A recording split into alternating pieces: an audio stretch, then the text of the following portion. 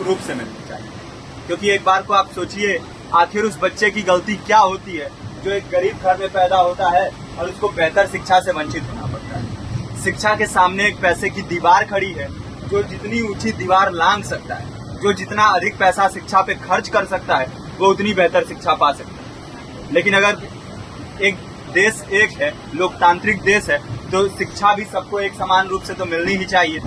आज परिस्थिति ये है कि एक तरफ तो प्राइवेट स्कूल हैं जो लूट के अड्डे बने हुए हैं, वहां पे आप एडमिशन कराने जाएंगे तो सिर्फ एडमिशन के नाम पे ही आपको 10,000 20,000 रुपए देना होगा। और कमीशन खोरी का ऐसा धंधा है कि कॉपी, किताब, टाई, बेल्ट, ड्रेस, जूता कहाँ से खरीदना है ये आप नहीं तय करेंगे वो प्राइवेट स्कूल वाले। यानी आम लोगों की मेहनत की आखिरी कौड़ी उनके जेब से वसूल लेना चाहते हैं।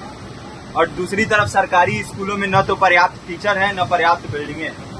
2019 का ही ये पुराना आंकड़ा है कि हर 100 में से 52 स्कूलों में या तो एक टीचर है या 2 टीचर हैं। और उन्हीं टीचरों के ऊपर जिम्मेदारी थोप दी जाती है कि जनगणना करो, मतगणना करो, पशुगणना करो, तमाम काम करवाए जाते हैं। और 19 के बाद से तब से कितने टीचर रिटायर हुए होंगे और 18 के बाद से कोई टीचर की वैकेंसी भी नहीं है।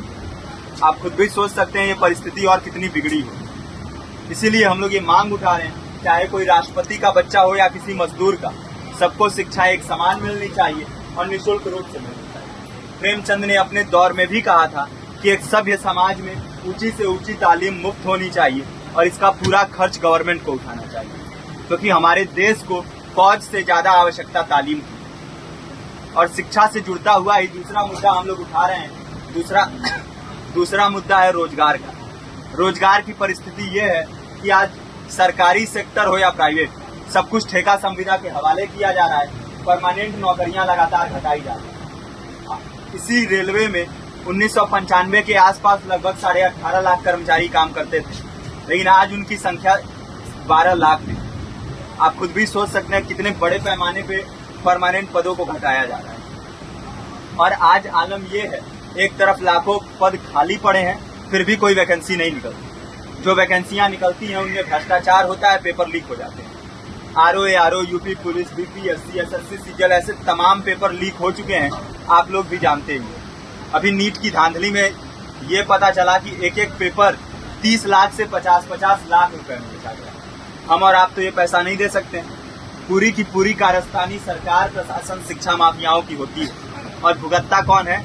आम घरों के लोग, जो लोग सालों साल तैयारी करते हैं, दिन भर में 10-10 घंटे, 12-12 घंटे पढ़ते हैं। और इतनी कड़ी मेहनत के बाद, सालों साल की मेहनत के बाद उनके हाथ लगती है तो सिर्फ हताशा, निराशा, अवसाद।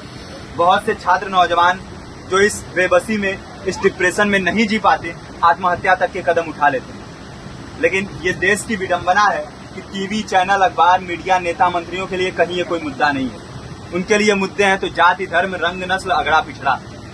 आज जब पूरी परिस्थिति इतनी भयावह है तो ये जरूरी है कि लोगों के बीच में जाया जाए, लोगों को संगठित किया जाए और एकजुट किया जाए। क्योंकि आज अगर अपने मुद्दों पर बोलेंगे नहीं तो कल को ये परिस्थिति और बिगड़ेगी। हो सकता है ले दे के अपनी जिंदगी तो हम लोग काट ले जाएं, लेकिन आने वाली पीढ़ियों को क्या भविष्य देके जाएंगे, ये भी सोचने वाली बात है।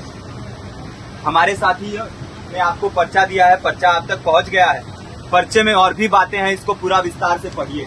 पर्चे में हमारा नंबर है, संपर्क कीजिए। फेसबुक का, इंस्टाग्राम का लिंक है, आप वहां पे जाएंगे तो आपको पता भी चलते रहेगा कि लगातार किन किन माध्यमों से हम इस अभियान को चला रहे हैं। नुक्कड़ नाटक, संगीत, शिक्षा सहायता मंडल, लाइब्रेरी, तमाम माध्यमों से इस अभियान को चला रहे हैं और कोशिश कर रहे हैं कि बड़े से बड़े पैमाने पर हर जगह पे लोगों को संगठित किया जाए और एकजुट किया जाए। आपके बीच भी आए हैं आपका साथ और सहयोग दें।